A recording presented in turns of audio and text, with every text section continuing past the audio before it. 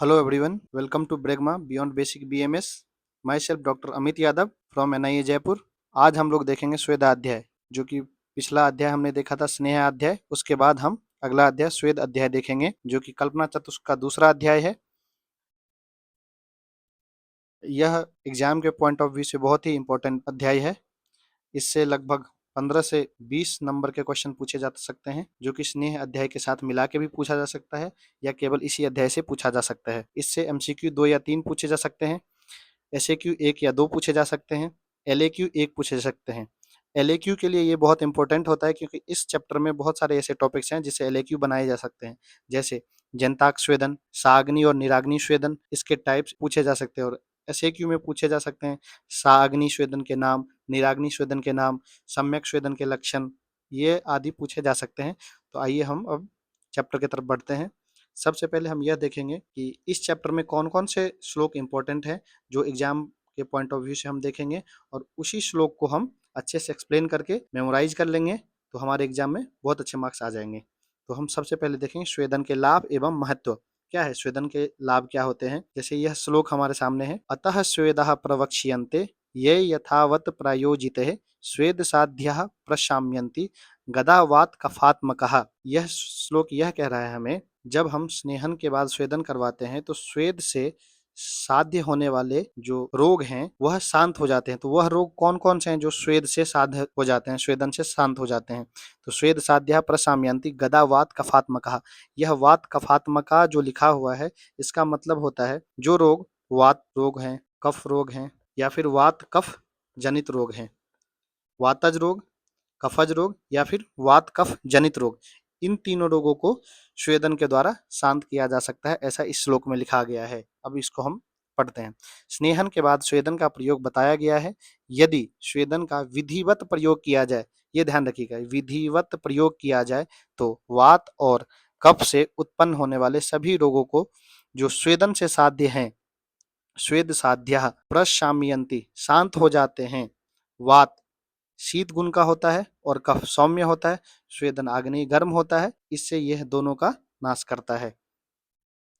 अब अगला, स्नेह के बाद स्वेद करवाने से क्या लाभ होता है? जब हम स्नेहन करके फिर स्वेदन करते हैं, तब शरीर में वात दोष को शांत कर लिया जाता है, ऐसा इस श्लोक में लिखा गया है। देखिए, जैसे स्नेह पूर्व प्रयुक्तेन स्वेदना अवजिते अनिले पुरीस मूत्र रे तामसी न सज्जंती कथंचन। जैसा कि इसमें कहा गया है, स्नेह पूर्व प्रयुक्तेन, अगर हम पूर्व में सही से स्नेहन कर लेते हैं, उसके बाद स्वेदन करवाते हैं, तो इससे हमारे शरीर में वात दोष शांत हो जाते हैं, या वात दोष को हम जीत लेते हैं। अगर हमारे शरीर में वात दोष जीत लेते हैं तो हमारे शरीर में पुरीस मूत्र रेतांसी न सज्जंती कथंचन, पुरीस यानी मल, मूत्र, रेतांसी यानी शुक्र, किसी भी प्रकार से शरीर में रुकते नहीं है और शरीर से आसानी से बाहर आ जाते हैं। यह इस श्लोक का मतलब हुआ। अब इसके बाद हम अगला श्लोक देखेंगे। यह काफी ही इंटरेस्टिंग श्लोक है। आचार्य चरक यहाँ पे बहुत ही सुंदर उपमा देते हैं कि शुष्कानि अपि ही काष्ठानि स्नेह स्वेद उपपादने नमयन्ति यथा न्यायम किम पुनर्जीवितो नरान। यानी कि इनका कहना है कि सूखी लकड़ियां भी अगर विधिवत स्नेहन स्वेदन किया जाए तो उसको हम अपने इच्छा के अनुसार जिधर चाहे उधर मोड़ सकते हैं। तो क्या जो व्यक्ति जीवित हैं, जो पुरुष जीवित है, उसको अगर सम्यक रूप से स्नेहन या स्वेदन कराया जाए तो क्या उसके शरीर में उत्पन्न रोगों को नष्ट नहीं किया जा सकता है? अर्थात बिल्कुल ही नष्ट उसको किया जा सकता है सम्यक रूप से स्नेहन या स्वेदन करवाने के पश्चात। यह बहुत ही सुंदर उपमा आचार्य के द्वारा दिया गया है, इसको आप याद रख सकते हैं। अब हम इसके बाद देखेंगे स्वेद के भेद, टाइप्स ऑफ स्वेद। यह बहुत ही इंपॉर्टेंट है। जैसा कि श्लोक में हम देख सकते हैं, व्याधौ शीते शरीरे च महान स्वेदो महाबले दुर्बले दुर्बलः स्वेदो मध्यमे मध्यमो हितः।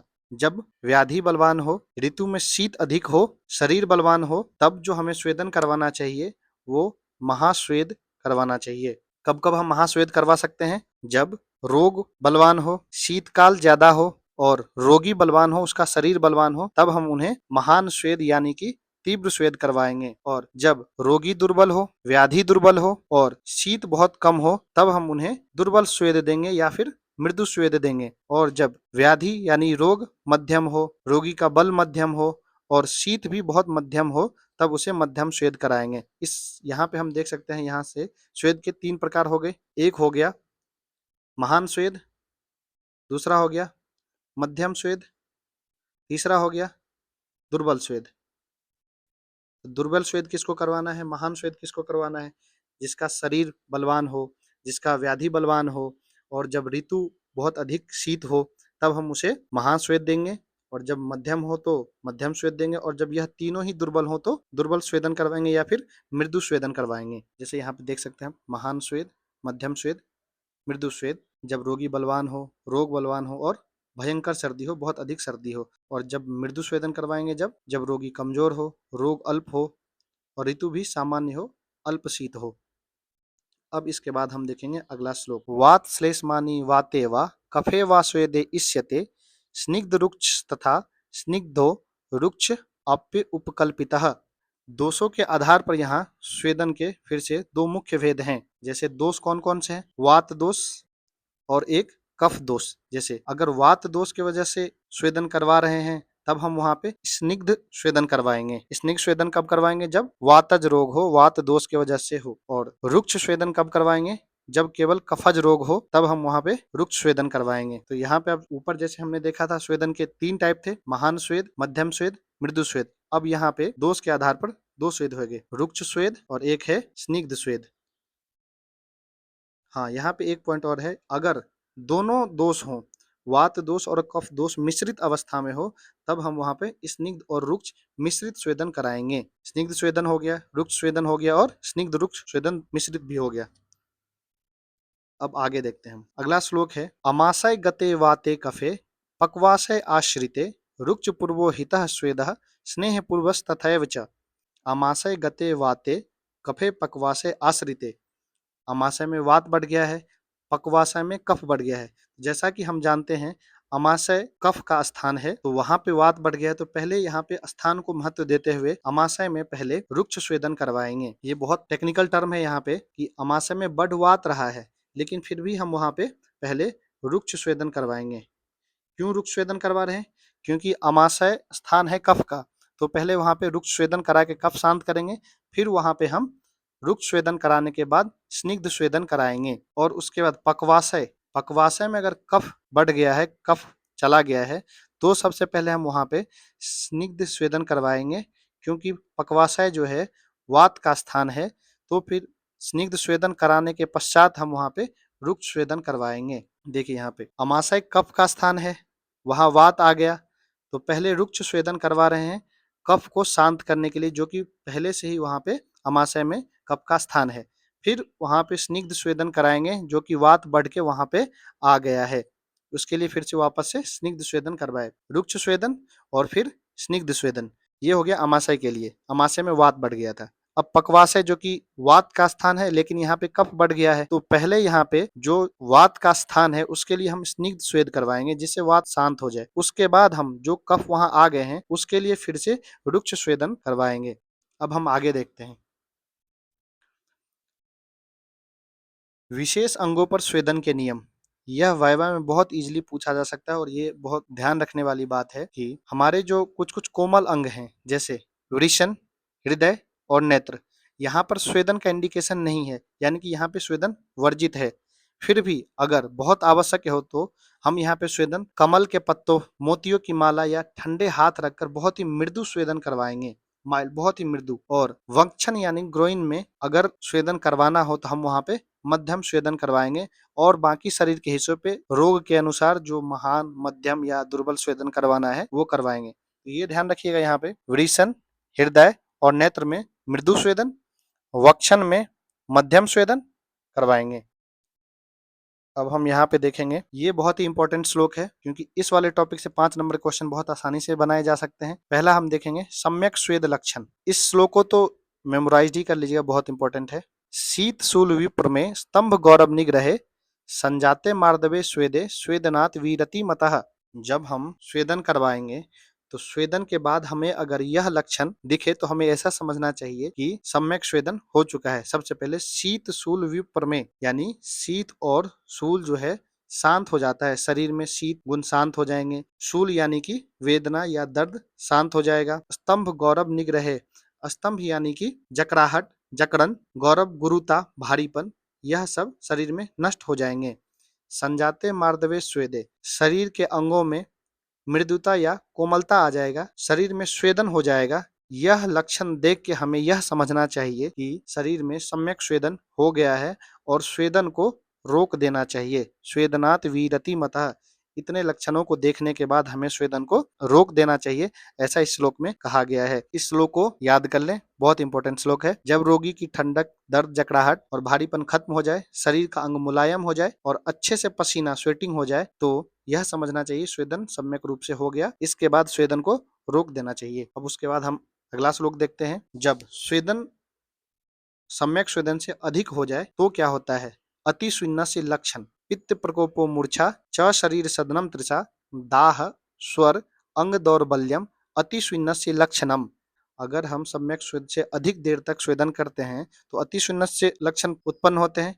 तो उसमें क्या होगा? पित्त प्रकोप, सबसे पहले पित्त का बढ़ना या प्रकोप हो जाना, मूर्छा, फेंट हो जाना, च शरीर सदनम, शरीर में थकावट, अवसाद बहुत ज्यादा हो जाएगा, तृषा, बहुत प्यास लगना, दाह, शरीर में जलन होना, स्वर, अंग दौर्बल्यम, स्वर का बिगड़ जाना, अंगों में दुर्बलता आना, यह सब जो है अति स्वेदनस्य लक्षण है, यानी कि अधिक स्वेदन के लक्षण है। यदि स्वेदन जरूरत से ज्यादा हो जाए तो पित्त अधिक बढ़ जाता है, रोगी मूर्छा हो जाता है, शरीर में थकान हो जाता है, प्यास अधिक लगता है, अंगों में जलन होता है, बर्निंग सेंसेशन होने लगता है, स्वर तथा अंगों में दुर्बलता आ जाती है। यह अति सुन्नस्य लक्षण है। इस श्लोक को भी याद कर सकते हैं। उसके बाद हम देखते हैं, अगर किसी रोगी में अधिक स्वेदन हो गया तो उसके लिए हम चिकित्सा क्या करेंगे, उसके लिए क्या उपाय है? तो उक्त तस्य शीतये यो ग्रैस्मिकः सर्वसो विधि, सो अति सुन्नस्य कर्तव्यो मधुर स्निग्ध शीतलः।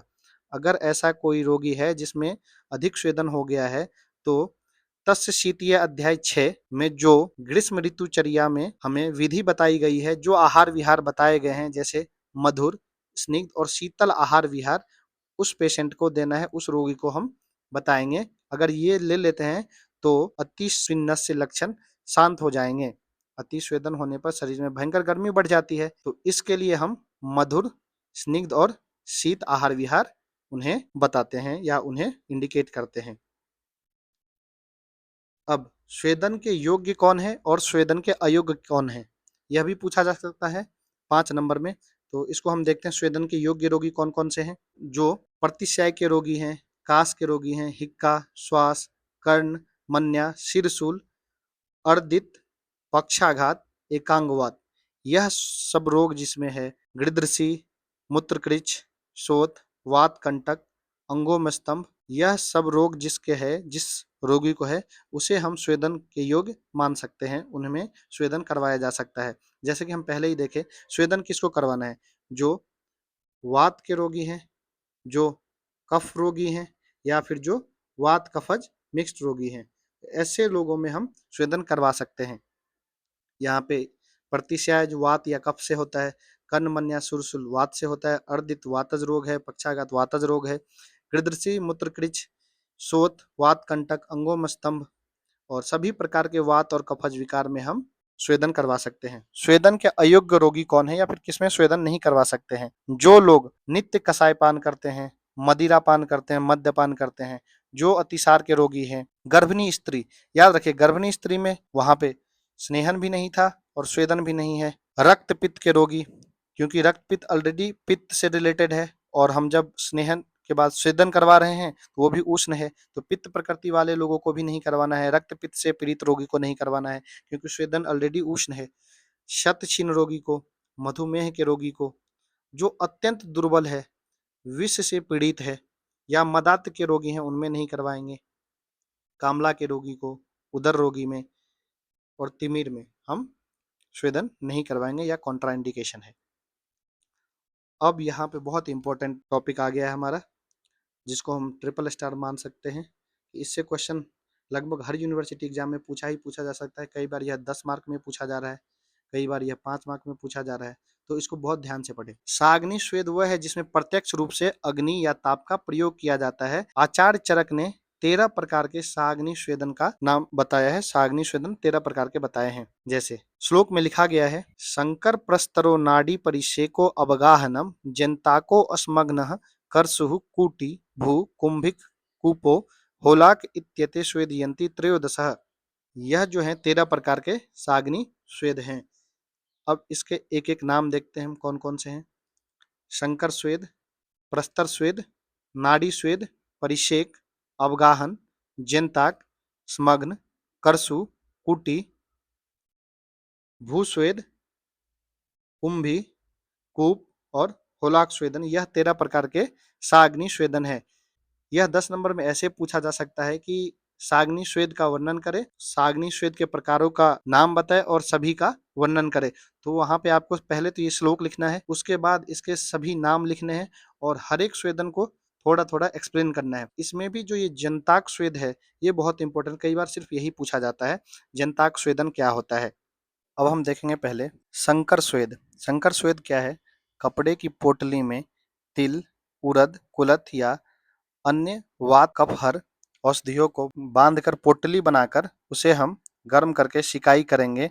जिस अंग पे हमें स्वेदन करवाना है वहां पे सिकाई करेंगे, इसको हम बोलते हैं संकर स्वेद। प्रस्तर स्वेद क्या है? जब हम किसी जमीन या पत्थर के टुकड़े पे जो हमारे वात कफ नाशक द्रव्य हैं, जैसे मूंग, सूख धान्य, समी धान्य, मूंग, अनाज, उसे हम गर्म करके उबाल के फिर उसे उस पत्थर पर बिछा देंगे या फिर उसको एक पतली लेयर जैसे बिछा के उस पर एक रेशमी कपड़े या पत्ते बिछाकर रोगी को, जो कि रोगी वातहर तैल से मर्दन किया हुआ हो, उसे उस पर लिटाकर स्वेदन करवाएंगे तो उसे हम प्रस्तर स्वेद कहते हैं। नाड़ी स्वेद, एक बड़े से टब में जिसमें वातहर या कफहर द्रव्य डालकर उसे हम क्वाथ बनाएंगे और फिर उसे ऊपर से ढक के एक ऐसी नली निकालेंगे उसमें जो हाथी के सूंड के जैसी हो, उसकी नली हो और जो मोटे छिद्र से उस क्वाथ वाले बर्तन से लगी हो और पतली सूर से जहां हमें स्वेदन करवाना है वहां पे भाप जा सके, वहां पे हम इसे नाड़ी स्वेदन कहते हैं। औषधियों को उबालकर क्वाथ बना लेंगे, उससे जो भाप निकलेगी वो बाहर ना जाके उसे ढक देंगे, उसे एक नली के द्वारा जहां हमें स्वेदन करवाना है वहां हाथी सूंड जैसा जो नली होगा उसे हम उस स्टीम को गाइड करके रोगी के शरीर पे ले जाके स्वेदन करवाएंगे, इसे बोलते हैं हम नाड़ी स्वेदन। परिसेक, गर्म औषध, काढ़े या तेल, दूध आदि से गर्म करके हम उसे जिस रोगी को स्वेदन करवाना है उस रोगी के शरीर पर बहुत सारे छिद्रों से युक्त घड़े आदि से द्रव्य भरकर हम उससे, जिससे बहुत सारे छिद्रों से उसमें वो क्वाथ द्रव्य निकल कर शरीर पे गिर सके, इससे हम जो स्वेद करवाते हैं, स्वेदन करवाते हैं, इसे हम परिषेक कहते हैं। अवगाह स्वेदन, एक बड़े टब में गर्म औषध यानी कि घी, तेल या फिर दूध आदि क्वाथ से भरकर उस टब को भर देंगे पूरा, फिर उसमें जिसे स्वेदन करवाना है उसे बिठा देंगे, तब जो स्वेदन होता है उसे हम कहते हैं अवगाह स्वेदन। रोगी को गले तक उसमें बिठाना है, फिर जिस अंग तक हमें स्वेदन करवाना है वहां तक स्वेदन करवाने के लिए हम उसे उसमें बिठा देंगे। इसको हम जैसे टब बाथ जानते हैं, तो हॉट टब बाथ होता है मॉडर्न में कि गर्म पानी कर दिया और उसमें रोगी को बैठने के लिए बोल देते हैं, तो इससे लाभ मिलता है। ये होता है अवगाह स्वेदन। उसके बाद हम देखते हैं जनताक स्वेदन। जनताक स्वेदन बहुत इंपॉर्टेंट है, इसको हम थोड़ा डिटेल में पढ़ेंगे। जनताक स्वेदन के लिए सबसे पहले हम एक विशेष कमरा तैयार करते हैं, जो कि कमरा होता है हमेशा उत्तर और पूर्व, नॉर्थ ईस्ट साइड में होना चाहिए ये कमरा। अब वहां उस कमरा में लंबाई चौड़ाई कितनी होनी चाहिए? 16 अरत्नी अधिकतम लंबाई और 16 अरत्नी अधिक चौड़ाई। अरत्नी का मतलब होता है एक हाथ, इतनी ही लंबी चौड़ी एक हम गृह बनाते हैं। उस गृह का जो दरवाजा होता है वह उत्तर या पूरब की दिशा में होता है। अब उस उत्तर या पूरब की दिशा की ओर जहां दरवाजा खुल रहा है उससे लगभग 7 या 8 अरत्नी दूर एक जलाशय होना चाहिए। इस ग्रह से 7 या 8 अरत्नी दूर, 7 या 8 हाथ दूर एक जलाशय होना चाहिए। अब उस जलाशय के 8 हाथ दूर जो हमारा यह गृह है, यह बिल्कुल वृत्ताकार होना चाहिए। जो हम घर बना रहे हैं बिल्कुल वृत्ताकार। अब इस घर में एक गेट होगा, एक गेट, उसके चारों तरफ, उस गेट के अलावा चारों तरफ एक एक रत्नी, एक हाथ चौड़ाई और एक हाथ ऊंचाई हम जो एक बैठने का पैदान बनाएंगे। उसके बीचों बीच एक भट्टी लगाएंगे जो कि 4 हाथ लंबा ऊंचा होगा, जो एक मनुष्य के हाइट के बराबर होगा। इसमें हम जो भी द्रव्य हैं हमारे, उससे औसत द्रव्य को जलाएंगे इसमें। जब इसमें धुआं शांत हो जाए, जहाँ पे हम जला रहे हैं वहाँ पे धुआं शांत हो जाए, वो सही से जल जाए, तब हम उसमें किसी पेशेंट को भेजेंगे। वो पेशेंट अपना इस गृह में प्रवेश करेगा और ये जो बने हुए हैं एक एक पैर इतनी ऊंचा, एक एक पैर इतनी चौड़ा, इस पे वो बैठ के सिकाई करेगा। तो यहाँ से जो स्वेदन होगा उसे हम कहते हैं जनताक स्वेदन। अब ये जनताक स्वेदन होने के बाद जो व्यक्ति इस गृह से बाहर निकलेगा तो यह तुरंत ही बाहर निकल के पानी से स्नान नहीं करेगा, क्योंकि उस गृह में होने से शरीर का जो टेम्परेचर है बहुत ज्यादा रहता है। तुरंत पानी लेने से उसके आंखों को हानि हो सकता है, उसका नेत्र जो है हानि हो सकता है। ये इंपॉर्टेंट क्वेश्चन है कि अगर हम जनताक स्वेदन करने के बाद तुरंत पानी से नहा लेते तो हमें क्या समस्या होती है, तो नेत्र का हमारा रोग उत्पन्न होता है। उसके बाद है अस्मग्न स्वेदन। मनुष्य के आकार के पत्थर शिला लेकर लकड़ियों को जलाकर गर्म करना, फिर उस पर चादर बिछाकर रोगी को लिटाना, फिर जो स्वेदन होता है उसे हम अस्मग्न स्वेदन कहते हैं। परशु स्वेदन। स्वेद योग्य स्थान के विभाग को जानने वाला चिकित्सक खाट के नीचे गड्ढा खुदवाते हैं, फिर उसके बाद उस गड्ढे में धूम रहित दहकते हुए अंगारों को भर दें। इस खाट के ऊपर सोया हुआ व्यक्ति सुखपूर्वक स्वेद उत्पन्न करता है और इसे हम करचु स्वेदन कहते हैं। उसके बाद हम देखते हैं कुटी स्वेद। एक छोटा सा गोलाकार गृह बनाते हैं जिसकी ऊंचाई और चौड़ाई अधिक नहीं हो, जिसमें हवा आने जाने के लिए एक भी खिड़की या झरोखा ना हो। कुटी स्वेदन में एक भी झरोखे नहीं है।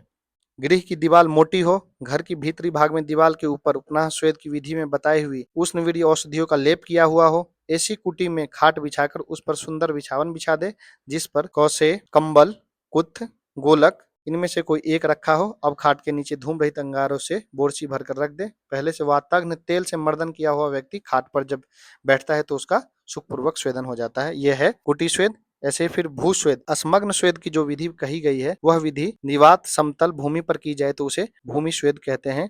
जैसे कि पहले हम अस्मग्न स्वेद में बता चुके हैं। मनुष्य की जितनी लंबाई चौड़ी होती है उतनी ही लंबाई चौड़ी एक मोटी समतल पत्थर की पटिया लेकर उस पर वातनाशक, खदीर आदि लकड़ी को जला देते हैं, फिर गर्म करते हैं। फिर उस पत्थर पर जब अच्छे से गर्म हो जाता है तो हाँ, वहां पे जो जलाकर गर्म किया था उस पर जो लकड़ियां बच गई थी जलने के बाद उसको हटा देंगे, फिर उस पर चादर बिछाकर रोगी को लिटा देंगे, तो उससे हमें स्मग्न स्वेदन हो जाता है। उसके बाद हम अब देखते हैं कुंभी स्वेद। वातनाशक औषधियों के क्वाथ से भरे हुए एक घड़े का आधा या तीसरा भाग पृथ्वी के अंदर गाड़ दें। इसके ऊपर शयन करने योग्य खाट, बैठने के योग्य छोटी मोटी रख दें जिस पर अधिक मोटा बिस्तरा ना हो। इस खाट के ऊपर स्वेद करने योग्य पुरुष शयन कर जाए या छोटी मोटी बैठ जाए। अब इसके बाद लोहे के गोल को या पत्थर के टुकड़े अच्छी प्रकार गर्म कर घड़े में डाल दे। इससे क्वाथ गर्म हो जाता है और उससे भाप निकलने लगता है। वह भाप रोगी के व्यक्ति के शरीर में लगती है जिससे उसका सुखपूर्वक स्वेदन हो जाता है। अब उसके बाद हम देखते हैं कूप स्वेदन। गहरा कुआं खोदकर उसमें हाथी, घोड़े की लीद आदि जलाकर ऊपर चारपाई बिछाकर रोगी को लिटा देते हैं जिससे स्वेदन हो जाता है। उसे हम कहते हैं कूप स्वेदन। होलाक स्वेदन। चारपाई के नीचे गोबर, लीद की भी बोरसी आग जलाकर रोगी को चारपाई पर लिटाकर पसीना निकालते हैं, उसे हम कहते हैं होलाक स्वेदन। अब हम देखेंगे इसमें जो स्वेदन के साग्नि स्वेदन के 13 प्रकार देख लिए। उसके बाद हम देखने जा रहे हैं निराग्नि स्वेदन के 10 प्रकार। ये भी बहुत इंपॉर्टेंट है निराग्नि स्वेदन। इसके नाम, जैसा कि साग्नि स्वेद में आग का सीधा इस्तेमाल था, उसी प्रकार निराग्नि स्वेदन में आग का सीधा इस्तेमाल नहीं होता है, सीधे सीधे इन्वॉल्व फायर नहीं होता है, लेकिन शरीर में गर्मी पैदा होकर पसीना आता है, बिना आग के ही पसीना आता है, इसे कहते हैं हम निराग्नि स्वेदन। अब निराग्नि स्वेदन क्या क्या हो सकता है, कितने प्रकार के हैं, कौन कौन से, यह श्लोक याद रखना है, इंपॉर्टेंट है। व्यायाम उष्ण सदनम गुरु प्रावरणम क्षुधा बहुपानम भय क्रोध उपनाह आहव आतप स्वेदयंती दशैतानि नरम अग्नि गुणार्ते। व्यायाम उष्ण सदनम गुरु प्रावरणम क्षुधा बहुपानम भय क्रोध उपनाह आहव आतप, यह जो है 10 निराग्नि स्वेदन है। तो निराग्नि स्वेदन 10 प्रकार के हैं जो बिना आग के स्वेदन करवाते हैं। पहला व्यायाम, यहाँ कसरत करने से है, कुश्ती लड़ने से जो हमें स्वेद उत्पन्न होता है उसे हम कहते हैं व्यायाम। उष्ण सदनम, उष्ण सदनम का मतलब यहाँ ये नहीं है कि ऐसा गृह जिसमें गर्म करके हम उसको बैठते हैं, ऐसा नहीं।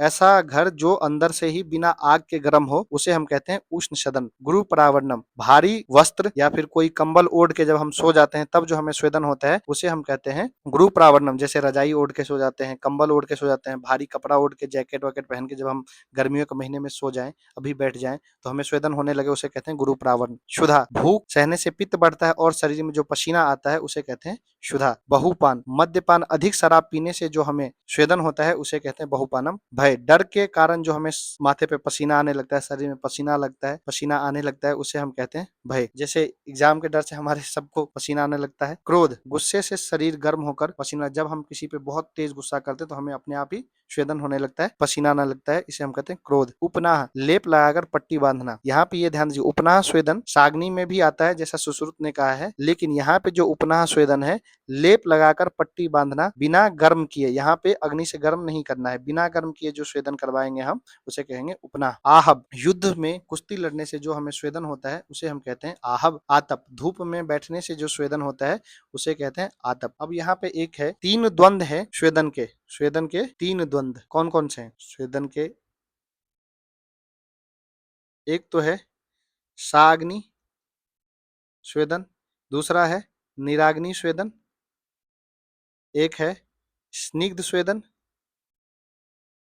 एक है रुक्ष स्वेदन और एक है एकांग स्वेदन और एक है सर्वांग स्वेदन। अब जैसे देखिए तीन प्रकार हो गए स्वेदन के, तीन तरह से हम इसको डिवाइड कर सकते हैं। एक साग्नि निराग्नि स्वेदन, एक हो जाता है स्निग्ध रुक्ष स्वेदन, एक हो जाता है एकांग सर्वांग स्वेदन। जैसे साग्नि स्वेदन पढ़ लिए, निराग्नि स्वेदन पढ़ लिए, स्निग्ध स्वेदन पढ़ लिए, रुक्ष स्वेदन पढ़ लिए। स्निग्ध स्वेदन कब करवाते हैं? जब हमारे शरीर में वातज रोग होते हैं या वात से हम प्रकोपित होते हैं तब हम स्निग्ध स्वेदन करवाते हैं। जब हमारे शरीर में कफ बढ़ जाता है, कफज रोग उत्पन्न होते हैं तब हम रुक्ष स्वेदन करवाते हैं। उसी प्रकार एकांग स्वेदन, जब हमारे किसी एक ही अंग में कोई समस्या या रोग उत्पन्न होता है तब हम एकांग स्वेदन करवाते हैं। जैसे नाड़ी स्वेदन एकांग हो सकता है। सर्वांग स्वेदन, जब हम सभी शरीर का स्वेदन करवाते हैं तो उसे हम सर्वांग स्वेदन कहते हैं। जैसे अवगाहन, पूरे शरीर को डुबो के गर्दन तक बैठ जाते हैं हम तो उसे सर्वांग स्वेदन कहते हैं। जंताक स्वेदन सर्वांग स्वेदन है। तो इस प्रकार से तीन द्वंद्व होते हैं, ये आप लोग याद रखेंगे। अब इसके बाद हम देखते हैं प्रीवियस ईयर क्वेश्चन क्या क्या पूछे गए हैं। बहुत सारे हमारे पास यूनिवर्सिटीज के क्वेश्चन हमने कलेक्ट किए हैं, उससे हमने बनाया है कि वहां पे क्या क्या पूछा गया है, तो आप ये देख सकते हैं। और हाँ, जो इंपॉर्टेंट श्लोक है वो एक बार देख लीजिएगा ना, ये वाले श्लोक, शीत शूल विप्रमेय वाला श्लोक, पित्त प्रकोप मूर्छा वाला श्लोक, शंकर प्रस्तर नाड़ी पर से व्यायाम उष्ण सदनम वाला श्लोक, ये सब बहुत इंपॉर्टेंट श्लोक हैं, तो इसका आप लोग ध्यान रखेंगे। अब ये सब ऐसे क्यों है, तो अगर आपको ये पीडीएफ हमारे चैनल पे चाहिए, आप हमारे टेलीग्राम चैनल को ज्वाइन कर सकते हैं। आपको वहाँ पे ये पीडीएफ मिल जाएगी पूरे एक्सप्लेनेशन के साथ, सारे क्वेश्चन और आंसर के साथ। तो इतना ही आज के लिए काफ़ी है, फिर अगले वीडियो में अगले चैप्टर के साथ मिलते हैं। Thank you.